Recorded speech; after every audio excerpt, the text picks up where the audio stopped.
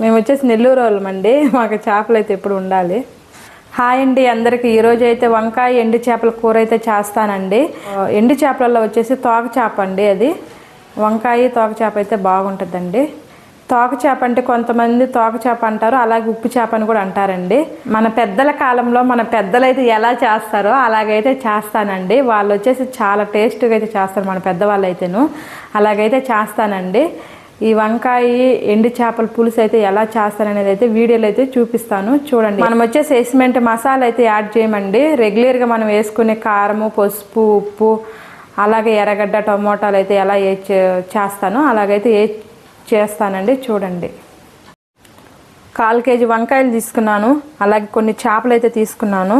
ఒక 4 ఎర్రగడ్డలు అయితే వేసాను. టమోటాలకు 3 వేసాను. కొంచెం మామిడి ముక్క అయితే వేసాను. కచ్చాపచ్చ దంచిన ఒక 5-6 రెబ్బలు తెల్లగడ్డలు అయితే వేసాను. 2 రెబ్బలు కరివేపాకు అయితే వేసాను. కొంచెం పెద్ద సైజు నిమ్మకాయ అంతా చింతపండు అయితే నానబెట్టుకున్నాను. ఇవన్నీ వచ్చేసి కూడా మనం ఒక డేక్షాలు అయితే వేసి కలుపుకొని పెట్టుకునేదానే అండి. కూర వచ్చేసి చేప వంకాయ అయితేను. ఆనియన్ అయితే వేసుకుందాము. అలాగే టమోటాలు వేసేసుకుందాము. అలాగే కరివేపాకు వేసేసుకుందాము. తెల్లగడ్డ అయితే వేసేస్తాము. కోసుకున్న వంకాయలు అయితే వేసేస్తాము.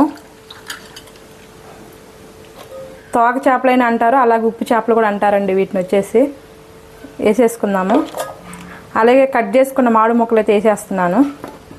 రుచికి తగ్గట్టు తగినంత ఉప్పు అయితే వేసుకుందాము. అలాగే ఒక 1/2 స్పూను పసుపు అయితే వేసుకుందాము.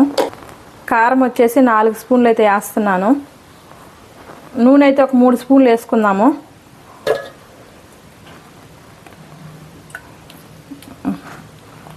కొంచెం జీలకర్ర అయితే వేసుకుందాము. ఇలా అయితే ఒకసారి అన్నీ అయితే కలుపుకుందాము. ఇలా వేసినప్పుడైతే అన్నీ ఒకసారి అయితే కలుపుకోవాలి. అప్పుడు కారం ఉప్పు అంతా కరెక్ట్గా పట్టుద్ది. చింతపండు పులుసు అయితే పోసుకుందాము.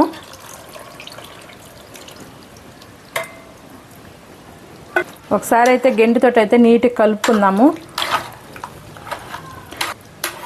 ఇలా మనం కలిపి పెట్టేటప్పుడు అయితే కారం, ఉప్పు, పసుపు అంతా కరెక్ట్గా ఉందా లేదనేసి ఒకసారి అయితే చూసుకొని ఏమైనా సాలేదంటే వేసుకొని ఆమెనైతే పొయ్యిని పెట్టుకోవాలి. నాకైతే అంత కరెక్ట్గా సరిపోయిందండి. పొయ్యినైతే పెట్టేస్తున్నాను. మూత అయితే పెట్టేద్దాము. ఇంతేనండి, సింపుల్. అంతా కలిపి పెట్టుకునేదేనండి, ఏం లేదు, మసాలా అంతా ఏం వేసేది లేదు. ఒకసారి అయితే మూత అయితే తీస్తున్నానండి. ఇంతేనండి, చేపల కూర అయితే రెడీ అయిపోయింది. ఇలా చిక్కగా అయితే రావాలండి చేపల కూర, అప్పుడే మనకి టేస్ట్ అయితే బాగుంటుంది.